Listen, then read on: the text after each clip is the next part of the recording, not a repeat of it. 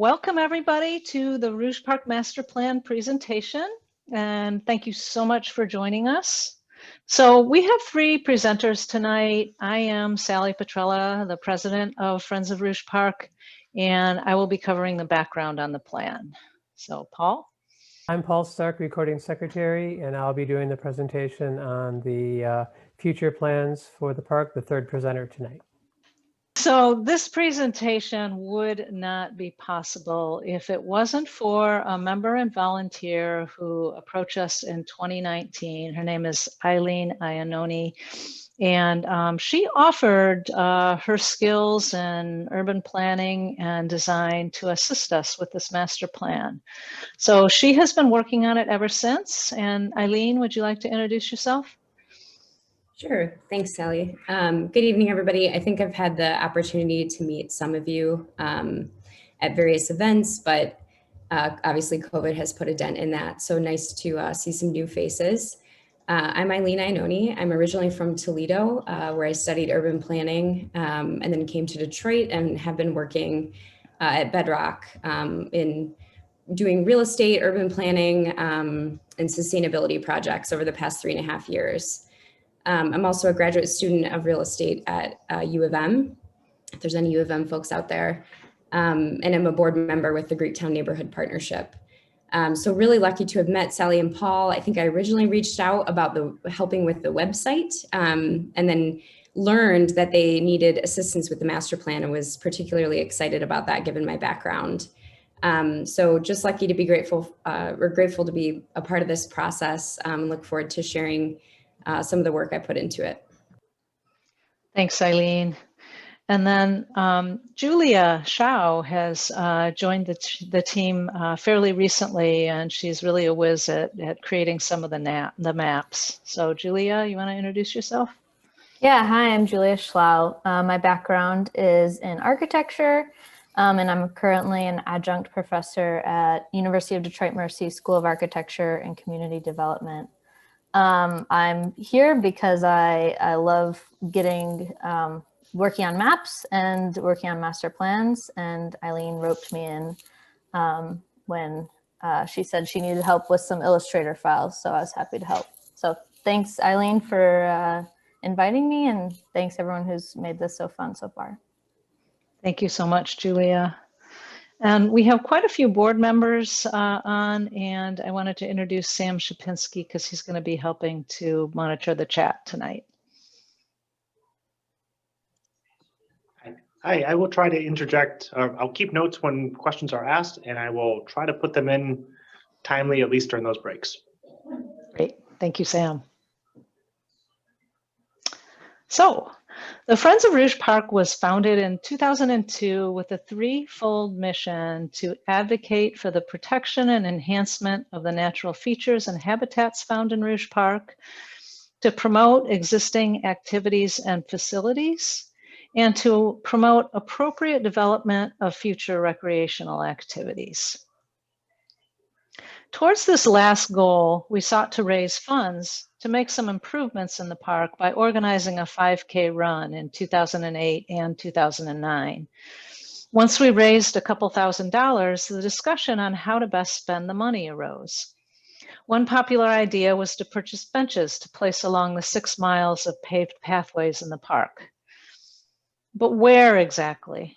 How many? And how far apart should they be placed? What style should be chosen? We quickly realized that we needed a comprehensive plan for the future development of the park. Given the financial situation of the city, we knew that they did not have the resources to lead this effort, but did support our efforts. We also knew that we wanted this plan to be community-driven. These are some of the questions that we were hoping to answer with our plan. What amenities do we want to see in the park? Where should they be located? In what order should we prioritize these improvements? How will these improvements be funded? Having a good plan that's embraced by the community helps stop attempts to sell parts of the park and sends the message that this park is valued. Our first step was to organize a visioning session in May 2011 in partnership with the City of Detroit Recreation Department and General Services Department. Without any budget for this effort, we relied on in-kind facilitation from the consulting firm Beckett and Rader, who we met through their work on the Joy Southfield strategic plan. We used our existing partnerships and connections to invite all groups and individuals who had some stake in or cared about Rouge Park that we could find. Our 9 years of advocating for the park made us well positioned to know who to contact. We had a great turnout with 38 people that included representation from a broad number of groups. Participants were assigned randomly to 6 groups and then participated in a series of group exercises. They were asked, what one word describes Rouge Park? Large, natural, and river were the most common. They were asked, what do you like most about Rouge Park? Then asked to vote for one. Natural resource received the most dots. They were asked, what do you like least about Rouge Park? And then asked to vote. And as you can imagine, trash/dumping, lack of amenities, and safety were the top 3. What barriers are stopping improvement to Rouge Park? Funding and no vision were the top 2. And then why is Rouge Park important? And you can see that here on this slide. The top 2 were recreation and youth and family programs, protect the environment, and green space was also a top 3rd. The last exercise was for each group to decide their top 3 priorities for the park, presented to the group, then each participant got to vote again. The top 2 priorities were related to the natural areas with improved maintenance and increased amenities and activities, the next 3. Of the 79 votes, 42 related directly to the trails and natural areas, 34 related to improved amenities and recreational opportunities, and 18 related to improved maintenance and stewardship. In 2012, we were referred to architecture professor Jun Sum King, who coordinates Lawrence Tech University's community-based Detroit studio. And he offered to challenge his graduate students to work with us to develop a master plan as part of their coursework. The students met with us, toured the park, conducted surveys, studied the park, and 3 separate groups developed 3 separate plans for the park that they presented to us at a community meeting in May 2013. Well, there were parts of each plan we liked, but what do you do with 3 plans? In 2014, we applied for a $5,000 National Environmental Education Foundation grant to support 2 students to consolidate the 3 plans. By 2015, we received the final draft, but it was incomplete and inadequate. Following this, our board worked to create a simple text version with a single map showing the main goals of the plan and posted it on our webpage and put the goals into a 5-year timeline that we chip away at every year.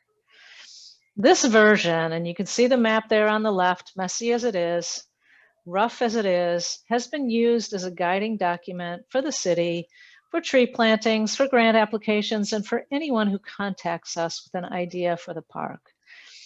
As the city exited from bankruptcy in 2014 with a mayor that recognized the value of parks, we worked closely with Juliana Fulton. She began her parks planning career with the city as an intern focused on Rouge Park, and then was later hired by the city as a parks planner. Having been part of our master plan, she knew our general priorities, and when grant opportunities came along, she wrote them for Rouge Park.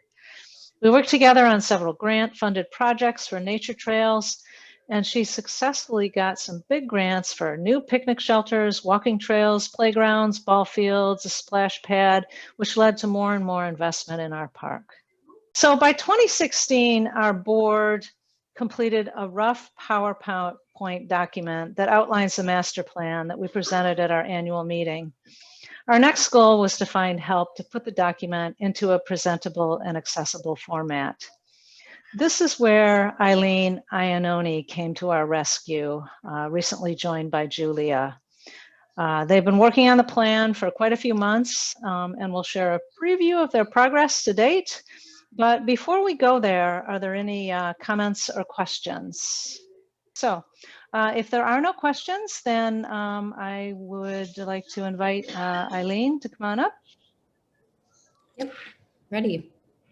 So before I dive in here, I just want to also thank a few folks who have made this whole process possible. And I know, Sally, you named some of them, but you and Sally and Paul obviously are both to thank for your support and help through this process. Juliana Fulton as well from the city of Detroit, who shared the original Illustrator map files that have been really helpful for Julia and I as we further refine the plan. Obviously, Julia, who recently came on board, but Julia and I previously worked together, and I'm really grateful for her help through this process. She's an excellent architect and master planner. And there were several members of Friends of Rouge Park who shared photos of the park, either directly to me or to Sally and Paul. You may recognize some of those photos as we go through the plan. And lastly, the History Committee, who gave a really detailed and thorough breakdown of the history of Rouge Park that has been weaved into this plan a bit. So you'll notice that as we dive in. All right, so building off the many years of momentum from the Friends of Rouge Park, Lawrence Tech, the City of Detroit, and the greater Rouge community, I laid out 4 goals to guide the master plan revisions. Let me just go through those real quick, Sally, if you could jump back. So the first was to consolidate the wealth of information and ideas on I can't get it to work. what's Detroit's largest park into one. Sorry, I think somebody's on. Sally, could you mute? Sorry, there's just some background noise. Sally needs to mute. No worries. So yeah, the first goal in revisiting the master plan was consolidating all of the information and ideas that had already been generated on obviously what's Detroit's largest park into one easily digestible document. The second goal was to create a plan, really the purpose of which is to be shared for grant applications, future volunteers, potential benefactors, and stakeholders like the City of Detroit. Sorry, we're not seeing the, okay. So sorry, Sally, can you go back one slide? Okay. The third was to break down individual goals from Friends of the Rouge Park and provide maps, photos, and other graphics to try and explain those goals and expound on them. And the last goal was to help create just general understanding of the park and excitement about its future. Okay, we can go to the next slide. So not to dive into this, but the plan does recognize the board of directors and the many organizational members as well. Moving on to the table of contents. The plan's broken into 4 distinct sections. So this was taking all that information and kind of understanding where it made the most sense, how it made the most sense to organize it. So the first is an introduction, which touches on the park's mission, history, and the purpose of the plan, which Sally touched on earlier. The second is Friends of Rouge Park as an organization, and it breaks down what the role of members are, events that are hosted in the park, Friends of Rouge Park's goals, and the funding and sponsorship that the organization relies on. The third section is Rouge Park Today, which breaks down this massive park into easily understood sections and celebrates the projects that have been successfully implemented to date. And then lastly is Rouge Park Tomorrow, which touches on the future goals and plans for the park going forward, and which Paul will walk us through at the end of the presentation. Okay, so moving into the introduction, the first section in here is going to be the purpose. If we can jump to the next slide. So this page will emphasize the purpose of the plan, which is to facilitate the holistic development of Rouge Park, providing for recreational needs of people and protecting and enhancing natural habitats. Okay, and then the history of the plan. Sally walked us through this earlier, but it illustrates the community engagement efforts from 2011. And those efforts really helped inform the plan that you see today. Rouge Park inception. So going all the way back to the beginning of Rouge Park, 1919, and focusing on the history of the park is obviously a very important aspect of its full-fledged story and how it's going to be moving forward. And obviously this is based off of the Rouge Park History Committee's amazing work. And we were really excited to be able to highlight some of these really incredible photos. I decided to highlight this photo in particular because I think it's obviously really a beautiful photo, but also it's just unmistakably Rouge Park. And the quote paired well because it's from the original master plan from 1923. So it's kind of a guiding light for the importance of Rouge Park today.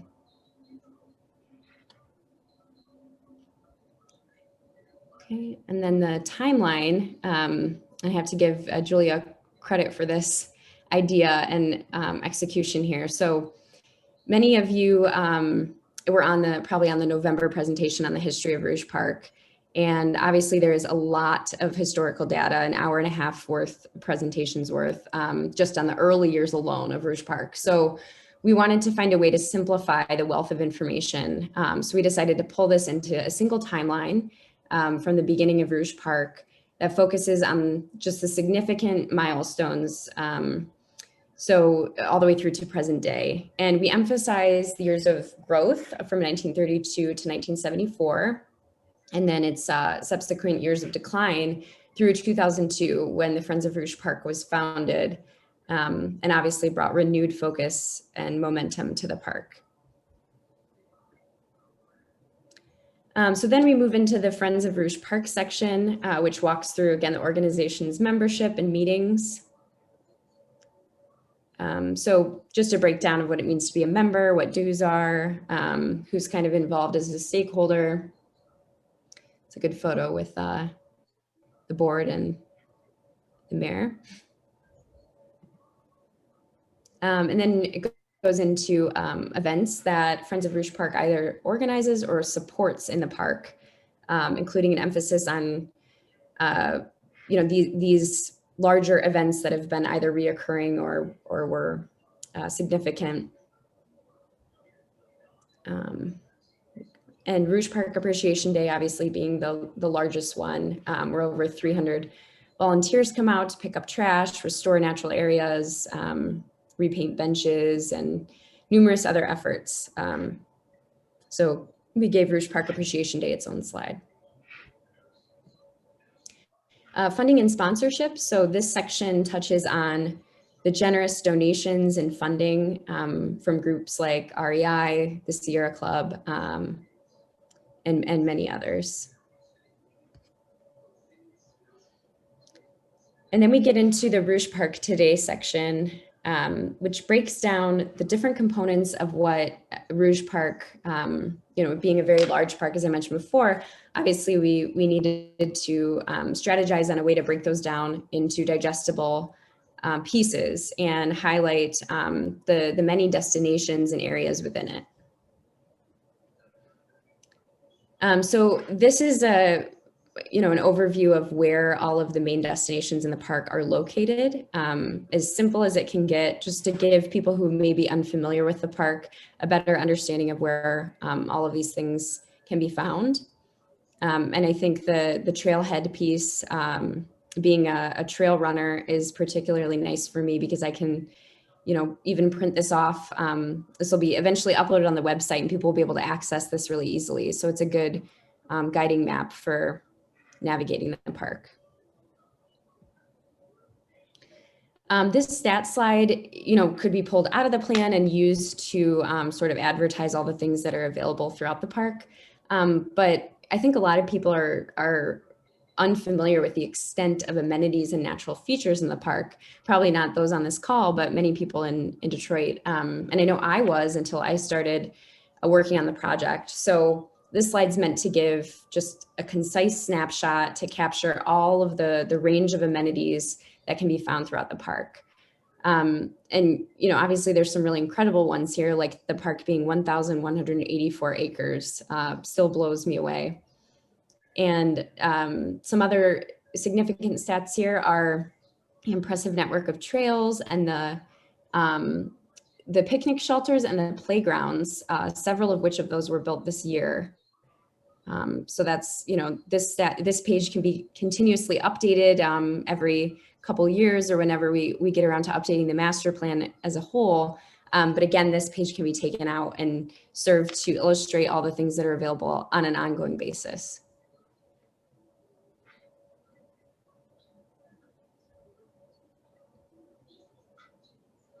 So existing and proposed amenities, and don't mind any of the notes. We're still, as Sally mentioned, this is a work in progress. It's under construction, so not all the maps are finished and there's still some finalization to be done. But that map shows the amenity breakdown across the park. And it's broken into existing amenities.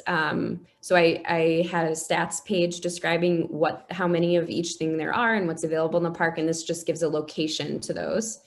Then there's also the future amenities, which are kind of weaved into the part of the plan at the end, which Paul will walk us through. You know, what's proposed in the future and what do we hope to see and where generally will it be located. Recent successful projects. So this highlights all of the incredible work of the City of Detroit and Friends of Rouge Park, Greening of Detroit, many other groups, including the Pistons basketball courts, tree plantings. I know majority of which are led by Greening of Detroit, if not all. Joe Prance Nature Area, the redevelopment or reopening of the Brennan Pools and the Brennan Hall Banquet Hall. The Prairie Nature Trail and the Butterfly Walk, and Stonebridge Nature Trail. So really awesome projects. And then the plan also will touch on park user-supported groups. So all of the various organizations, and this isn't comprehensive, there's still a few to add to this list, but all the organizations that are operating in the park. If you are a member of one of these organizations on the call and you have a better photo than what you see here, feel free to reach out to Sally or Paul because we'd love to get some more photos. Some of these are placeholders. So Alex Jefferson Model Airplane Field, the Buffalo Soldiers Heritage Association, Elite Archery, D-Town Farms, Motor City Biking Association, and Greening of Detroit Nursery being just some of them. And I think the plan for this is to have the plan uploaded to the website and actually embed these various groups' websites into this photo so that as you're navigating through the plan, you can access the D-Town Farms website directly. No promises, but that's our goal to embed the links. If it'll work, then that's what we're planning on doing. And then moving on to Rouge Park tomorrow, which Paul is going to walk us through. And before we jump into that, if there's any questions on what we presented so far, we can kind of pause for a second and discuss those.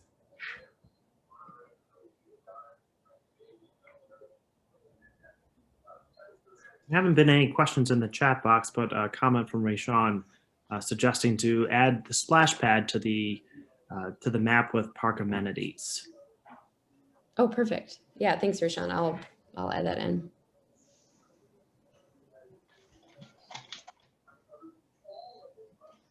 I apologize for our technical difficulty. We actually had updated this presentation and I somehow opened the one that wasn't quite updated. So I think Paul is going to share his screen next with the updated version before he gets started. Does everyone see the screen? Yep. Yes. Looks good to me. Thank you, Paul. Okay. All right, I'll try to I had my notes on the same screen, so pardon me for looking off to the side. Anyhow, first I want to thank Eileen and Julia for all their hard work. It's really coming together well. I feel a little bad that we're looking at a little older draft. It really even looks better than it looks. So, but bear with us. But you guys are doing a wonderful job, and it's so exciting after really 10 years since that first visioning meeting. It's finally nearing completion, and sort of hoping that maybe if we can have it finished by May 18th, it'll be exactly 10 years from the beginning of this process to the first completed draft. So I'm going to present the final section of the master plan, Rouge Park, tomorrow. We'll go into much more depth in this section at a future presentation. Tonight, I'm going to just give an introduction and focus on a few of the general park-wide goals.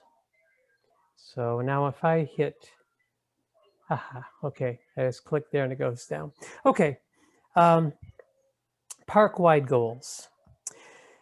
The park-wide goals are goals for the park as a whole, like designating development zones versus natural area zones, and goals for the overall design of the park concerning roads, paved and unpaved paths, tree plantings, landscaping, mowing, parking, signage throughout the park, and connections to other parks and greenways.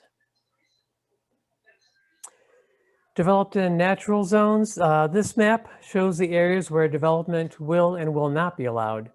The crosshatched areas are the developed areas. Development is prohibited in the rest of the park, which is designated as natural areas. You will notice that almost all of the development zones are already developed. The golf course is here at the top, and it's hard to point and look, so I might not do so good at that.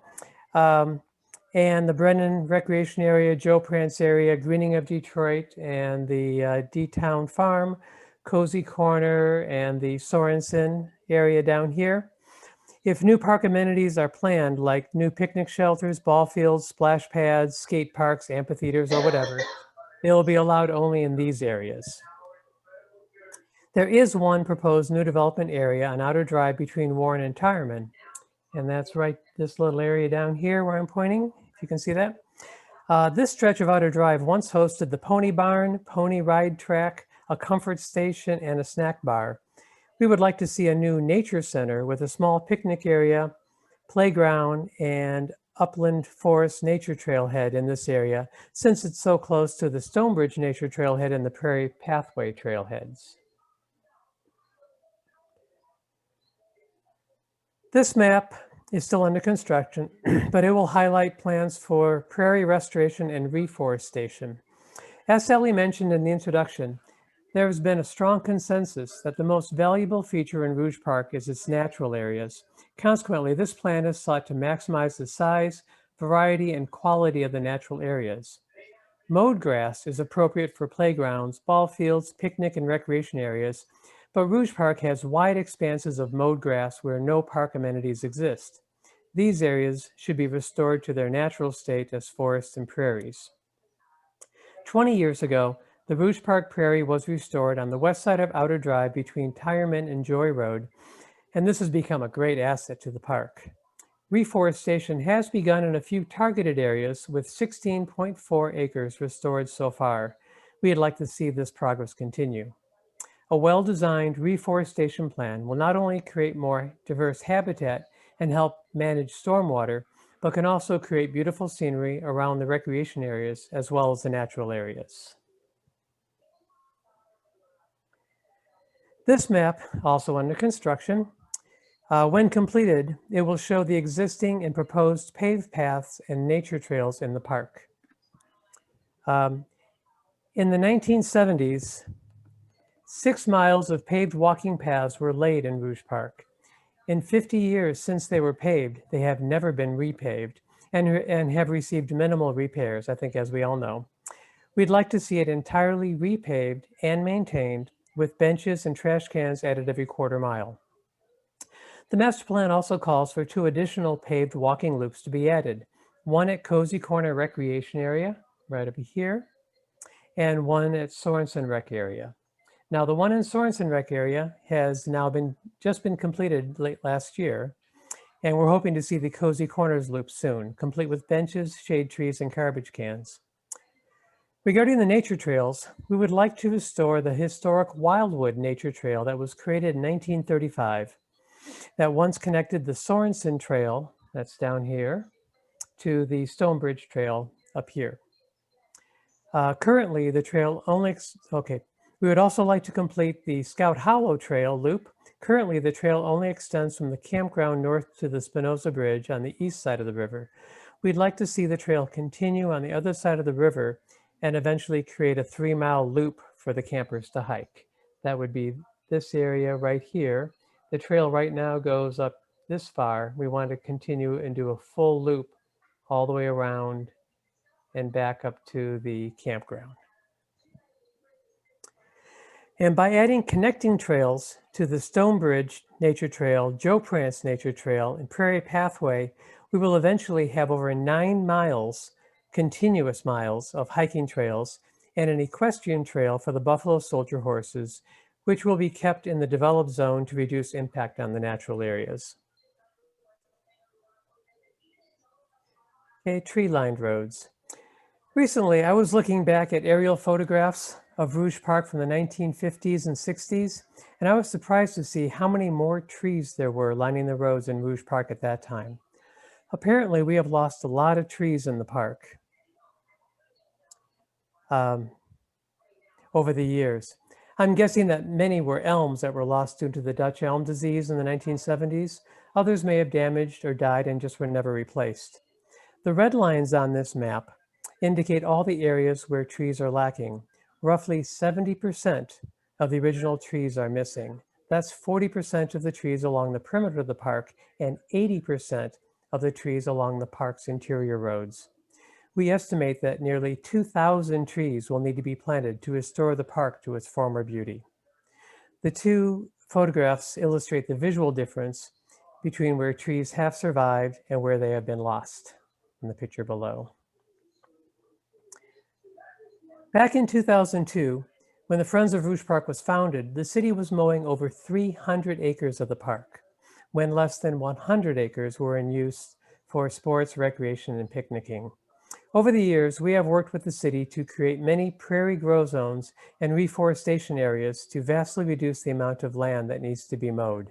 In exchange for reducing the acreage, we had hoped that the areas that do need mowing, playgrounds, picnic areas, ball fields, etc., would be mowed to a higher standard and mowed more regularly, while border areas and roadsides would continue to be regularly rough cut, along with annual cuts to the prairie areas to control woody growth. This map is still under construction as well and does not accurately show the areas for each type of mowing.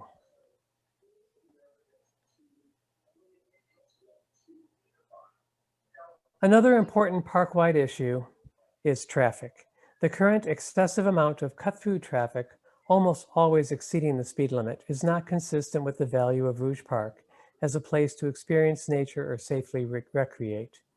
We haven't done a traffic study in the park yet, but there's no doubt that when we do, it will show that the vast majority of traffic in the park is cut-through traffic and not park user traffic. With its 12 automobile entrances and 2 to 4 lane, 50 to 60 foot wide roads designed for 40-mile-an-hour traffic, even though the posted speed is 25 miles an hour, the park looks more like it was built for cars than people. Looking at large urban parks across the country, most have very narrow 20-mile-an-hour one-way roads with many pedestrian and bicycle entrances and limited automobile entrances. If we look at other large regional parks in our area, we say that Belle Isle, for instance, has only one entrance. Okay, well, it's an island, but nearby Mayberry State Park, which is just a little smaller than Rouge Park at 944 acres and another very busy urban park, has only 2 car entrances. Kensington Metro Park, which is 4 times the size of Rouge Park, has only 3 entrances. We have 12 entrances and no pedestrian or bicycle entrances. The plan calls for converting most of these redundant car entrances, several of these are only 1 or 2 city blocks apart, into pedestrian and bicycle-only entrances and leaving only major entrances on the north, south, east, and west sides of the park for cars. Limiting traffic to discourage non-park users would not only greatly improve the park experience for those whose destination is the park, but it would also make park traffic closures for 5K runs and other events much more feasible. Nearby Hines Park is closed to through traffic every weekend in the summer for its popular Saturday in the Park program. It has been so popular that they've started expanding it to include Sundays as well. We would love to see a program like this in Rouge Park to attract families and positive uses in the park as well. Reducing these redundant entrances would make this dream possible. A final aspect of the traffic plan concerns parking. We were inspired by the incredibly successful parking plan instituted in Hines Park in the 1990s. Before the 90s, parking was allowed anywhere in Hines Park, just like it still is in Rouge Park. When they created designated parking areas for park users at all of the park amenities and posted no standing signs at all of the areas that had been a haven for littering, dumping, and illicit activities, the park seemed to transform overnight, from one with a reputation for crime, drugs, and litter to the safe and clean and beautiful park it is today. Doing the same for Rouge Park is way overdue. The Detroit police have already shown enthusiasm for the idea, as it will help them greatly to keep Rouge Park safe and clean for the rest of it by reducing the amount of areas they need to patrol. And finally, the last slide is on bike lanes. This map is nearly complete, but still needs to show the bike lanes proposed for Plymouth, Joy, and Warren, and the conversion of some redundant car entrances to bicycle and pedestrian entrances. The first phase of bike lanes has been installed along Spinoza Drive, though the no standing signs and street markings still need to be completed according to the city's plan. The master plan calls for the rest of the park roads to have bike lanes installed as well. The bike lanes serve two important purposes. First, of course, attracting bicyclists to the park by offering a safe lane to ride in, and second, by reducing traffic speeds by narrowing the roadway and requiring cars to park in designated parking areas only. This improves the quality of the park experience for everyone. And we thank Detroit city leaders and employees, especially Juliana Fulton, for their work to bring the dream of bike lanes to fruition on the city-owned streets in the park. And we are still working with the county to implement the bike lanes on the remaining county parks in the park, county roads in the park. There is much more to the master plan, but we will leave the rest for a later presentation when the plan is complete. And with that, I turn it back over to Sally for questions. Thank you, Paul. Do you want to move us to our last slide there? Oh, sorry. So this concludes the formal presentation on our master plan, but no, this is a dynamic plan and process. So we're going to be integrating feedback from you tonight, finalizing the draft with some of the maps that you saw are still in progress and other details. It'll be reviewed by our board and finalized. We're shooting for having it finalized by our annual meeting in March. And then later in the year, we'll do a presentation of the final plan. And then, of course, we'll start the process of updating the plan, since the plan will be 10 years old, and also continue the ongoing process of working to put these things into place. So we will continually seek input. As you see, I mean, this plan is for a 1,200-acre park. So there's a lot of details that are not in there. So we want to continue with as much community involvement as possible. So if you are not already a member of the Friends of Rouge Park, I'd like to strongly encourage you to join us to support the work to restore this park. Our website is on this slide right here. You can join right there. On February 16th, we're going to be offering a second history presentation to follow the one that covered the early years of the park that we offered in November. On March 16th, we'll be holding our annual meeting with a recap of 2020, board elections, awards, and more. We are seeking people who would like to run for the board. It's not a paid position, but we can use people, especially those with skills in fundraising, finance, and other things to work together to make this park the best that it can be. So I want to thank you again for joining us, and again thank Eileen and Julia and Paul for all of their work on this, and to Eileen and Paul for presenting tonight.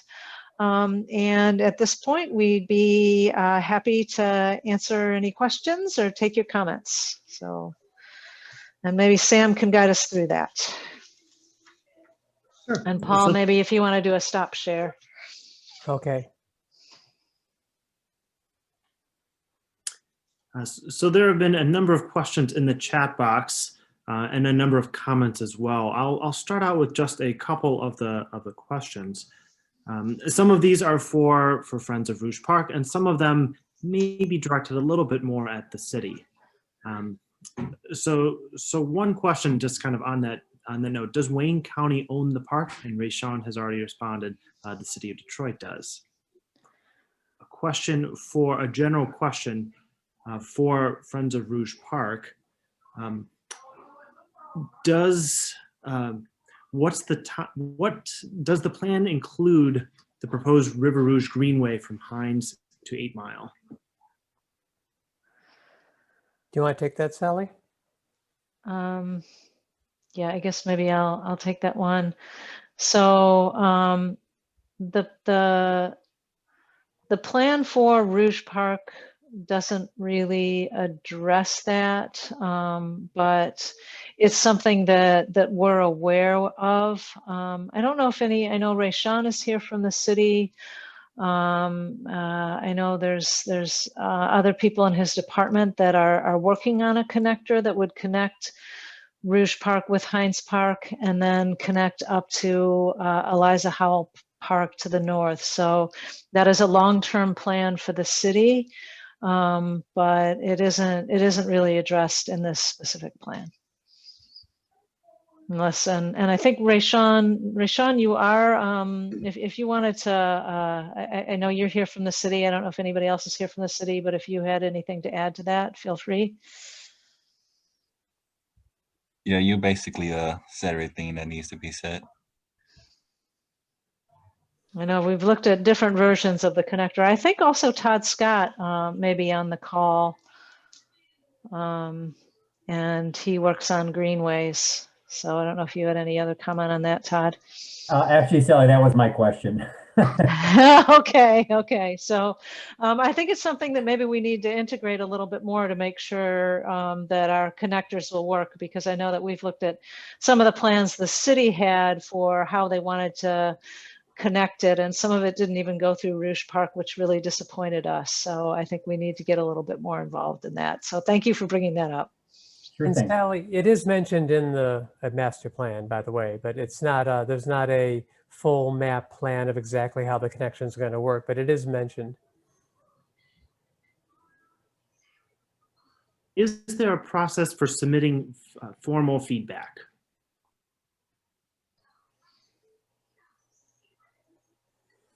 Assume that's for the Rouge Park master plan, not to the city necessarily. For what it's worth, I am tracking the feedback live during this call. Though I don't think we've discussed a formal process for feedback yet. Yeah, since this is a kind of a preliminary presentation of it, yeah, we don't quite have a formal process yet, but we definitely will take a look at any feedback we get from this meeting. And then as this goes on, as we get this more formalized, we will probably come up with a more formalized process. And we've talked about putting together a pretty comprehensive survey to put out to our members and stakeholders, and hopefully use that information when we do our presentation that we're shooting for maybe in May of the final document. So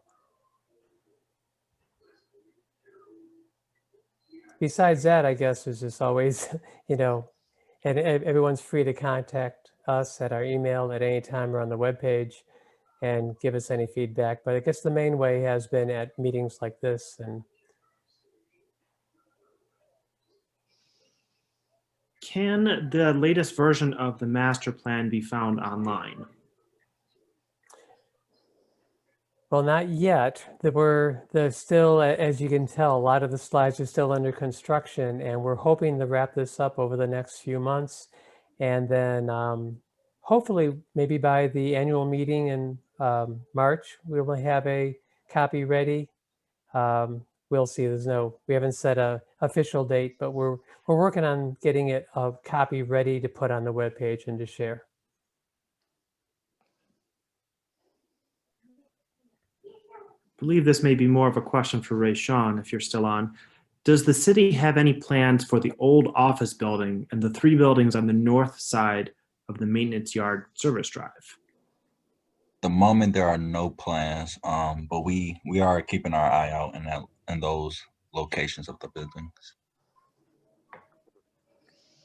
And I could just add a comment to that, is that we actually were moving along to try to get access to those buildings, to take a look at their condition, to think about ideas for, could we rehab one of those buildings to use for storage for volunteer tools, maybe even an office for Friends of Rouge Park. But that kind of got shut down when COVID happened, and so we haven't really taken that up yet. But and a lot of that has to do with the fact that those buildings, none of them are in the greatest shape. So not to say that they couldn't be restored. I think some of us regret some of the buildings that we lost in the park, like the old comfort stations, that there just wasn't the funding for restoration. So if anybody has any connections to somebody who might be able to help us do something like that with some of those buildings, that would be very, very helpful. You know, that's part of what this plan is laying out this vision for what we want. And then, of course, the next step is to find partners and funding to do those things. I see Eric's putting in there an archery equipment storage too. Yes, well, help us find the funds. And I know that the Scout Hollow Camping Initiative, you know, they also would love to have their gear library there for camping instead of having to go to Palmer Park for their camping gear to bring back to Rouge Park every time they camp. So yeah, there's definitely a need for that. And of course, we've talked a lot about the dream of having a bicycle library where kids can come check out a bike, you know, or other things too.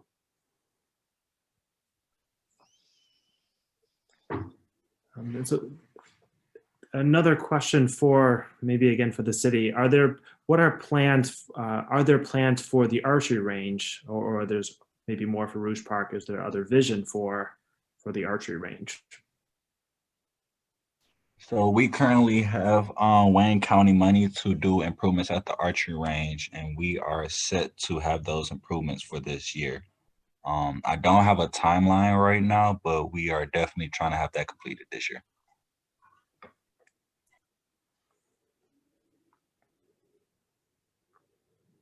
And I think that was about $30,000 in improvements too. So I think it's pretty extensive improvements, as I understand. Yes.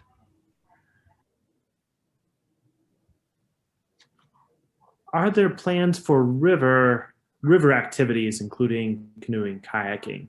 It seems like there's a lot of interest and opportunity there, especially given the cleanups that Friends of Rouge Park has done. I guess I'll take that one. We still have a big problem with uncontrolled combined sewer overflows in the park. So we still have diluted raw sewage going into the river. And I know that the Water and Sewage Department is trying to address that, or GLEWA. But until that gets addressed, we're not really seriously pursuing canoeing and paddling in the river. I think that is part of the long-term vision, something we would really like to do, but that problem does need to get fixed. And then if we were to try to attempt something like that, you also would have to start to really work to address the large woody debris that we have in the river, so that it would be paddleable. So that's something that could be tackled, but until we get the sewage out of there, I don't really want to put people in danger with public health. I'll just mention that, you know, there was a plan about 10 years ago, and if the water department had gone ahead with it and did the big tunnel project, today we would be canoeing the river. And it's something that needs to be done. But it's a very expensive project, far beyond the capability of what we can do.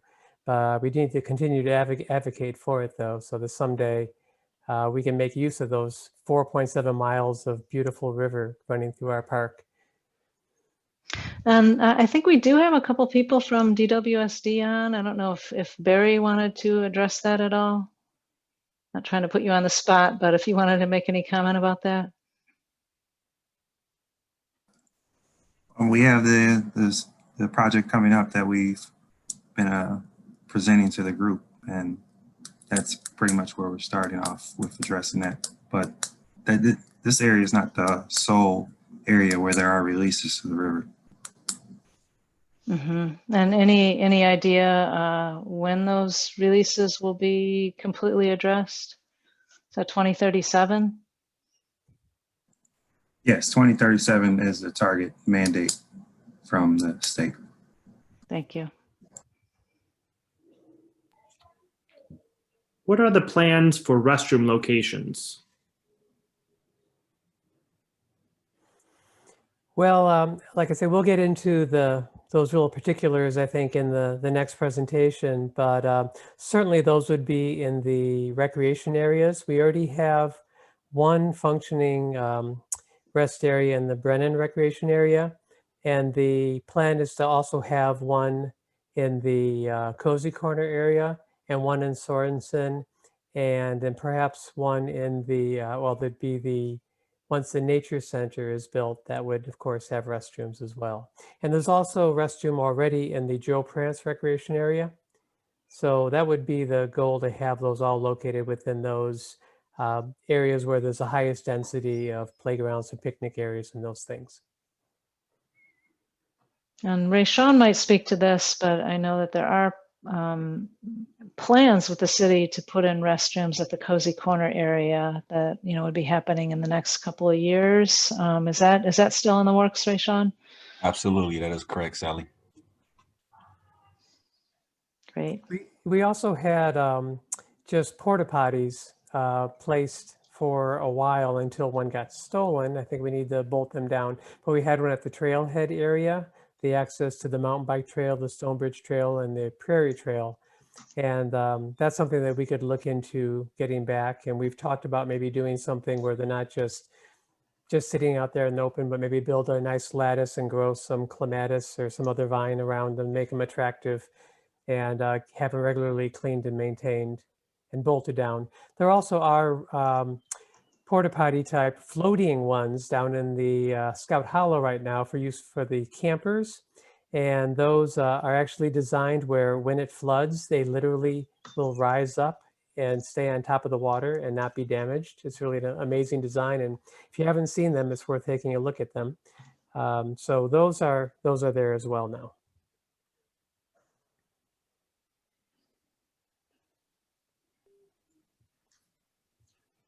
Once the master plan is complete, what programs will the Friends of Rouge Park apply to for grants and funding?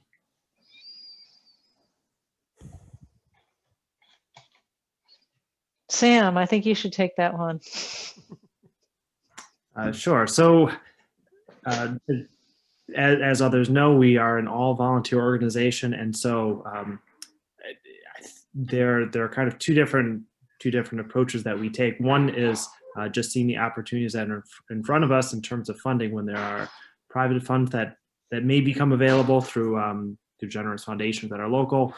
We kind of jump at those if there's a good fit within the master plan. And so I'm not really answering the question specifically, because with so many different initiatives, if there's a funder, we would try to match.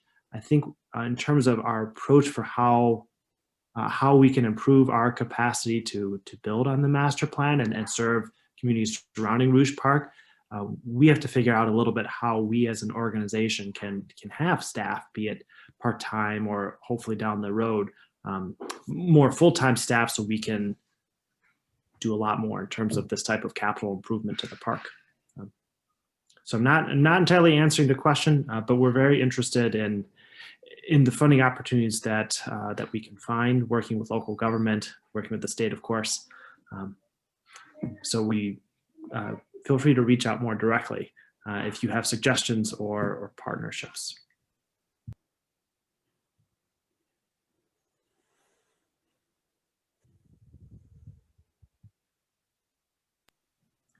In the comments, we've received a number of just kind remarks, as well as some suggestions of things to add, subtract, edit in the plan. And so I'm not given time. I won't keep all that here, but we're taking note, and we'll incorporate that moving forward. There are just a couple questions remaining, but I know we're also at 7:30.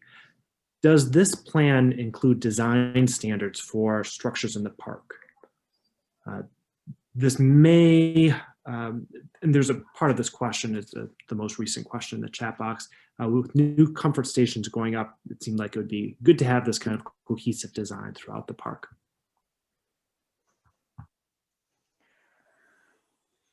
Do you want to take that, Sally, or? I guess, and maybe Rayshawn could answer a little bit too. We did work a bit with the city, with Rayshawn and Juliana on design for the picnic shelters. I don't know if you've seen some of the new picnic shelters up around the Brennan pools, and we really wanted something that was more attractive. So they have a couple different levels to the roofs. I think they're quite beautiful. But the plan itself didn't have that real sort of detail in the structures, and we also get limited by what the city will allow and what we can afford. So and then also the city does have certain standards for what they will allow in the park. So I don't know if Rayshawn, if you could speak to that at all. Yeah, I think the biggest issue, it just comes down to funding. And we're steady working on a more cohesive design, especially when we get into our park signs, especially for Rouge Park. Once we figure out where the funding is and where we're going to be pulling funding for the signs, then that's a possibility where we can have a cohesive design for the park signs at all these entries. That way that everyone looks the same and complements Rouge Park. Yeah, I'd like to add that in working with LTU, and we were developing all possible wayfinding plans, and a lot of the community discussions at that time, we talked a lot about how Rouge Park already has sort of a theme with the Sorensen Promenade, the stone promenade design, and the stone bridge, that we thought that those being the old historical sort of symbols of Rouge Park, that to try to work that into a theme that could be used for a lot of the signage, and in our dreams also in the picnic shelters or maybe playgrounds or other parts of the park, to keep that stone theme that goes back to the original construction that happened back in the 1930s in the park. So so I know that's not written into the master plan, but that's something that's been a really strong theme over the last 10 years. There's a question and then some comments regarding ATVs. So note that there's been more demand for urban ATV riders, and so are there plans to accommodate, address? Absolutely not. ATVs are 100% illegal, and we've had many people call 911 to report the ones that get into the park now. We have signage up now on all the trails that have no ATV signs at all the trailheads. And we've also set up cameras and taken video, and we've been giving them to the police. So we're working with them to try to catch the ones that are in the park now, destroying the nature trails and wreaking havoc on the park. So no, there would definitely be no ATVs allowed in the park. And the ones that are sneaking in now, we hope that we can get rid of them forever. That answers the question. And just to add to that, ATVs, off-road vehicles, are not legal in any city of Detroit park. I understand there's an interest in doing that type of activity, but we have really limited green space within the city, and it's a big conflict. We've seen that enough in Rouge Park, where people are trying to hike trails or even mountain bikers, and it doesn't work well with ATVs. It's not a safe situation, so it's not something that is likely to change.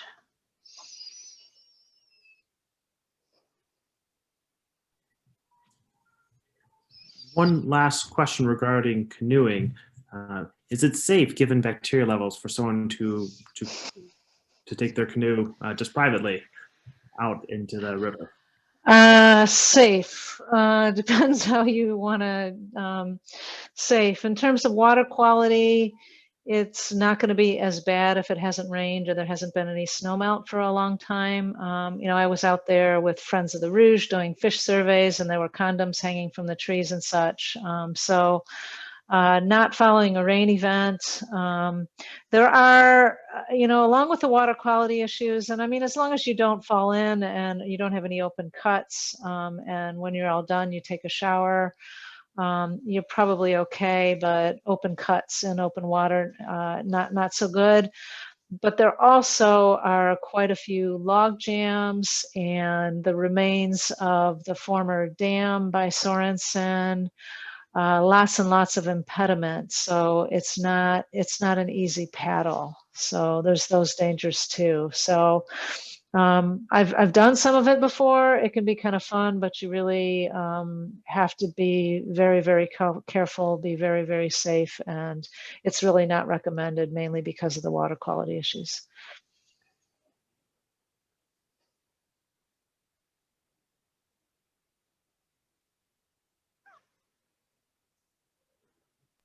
I see somebody is recommending a designated area for ATVs. Perhaps the city, with all of the vacant land that it has, could find a place in the city for them. But like I said, they're not legal in Detroit parks, and there's so many people that come to Rouge Park for nature study, and we really, it's not really in the plans.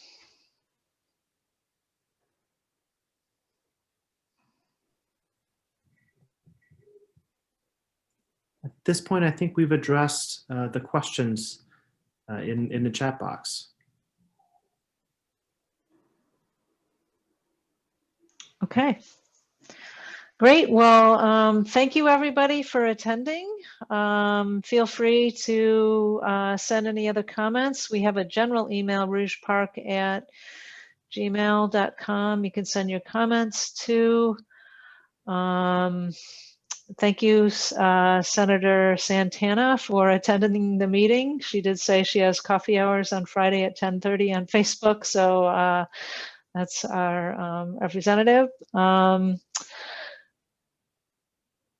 Anyway, like I said, we have a couple more presentations coming up. We're seeking to do monthly or bi-monthly presentations as long as we can't get together in person. So we've got another history one coming up. We have our annual meeting. We welcome your suggestions for presentations. As the weather gets better, we're really hoping to hold our annual Rouge Park Appreciation Day, which would be mid-May, but we're still working out details for how we can do that in a safe way, more spread out, maybe over a couple days, having communities take different parts of the park. So we're still working out those details. So with that, again, thank you so much for your attendance. Thank you for your interest in Rouge Park, and hope to see you next month. And let me just mention our website is just rougepark.org. You can go there and you can email us from there with any other questions or information or ideas.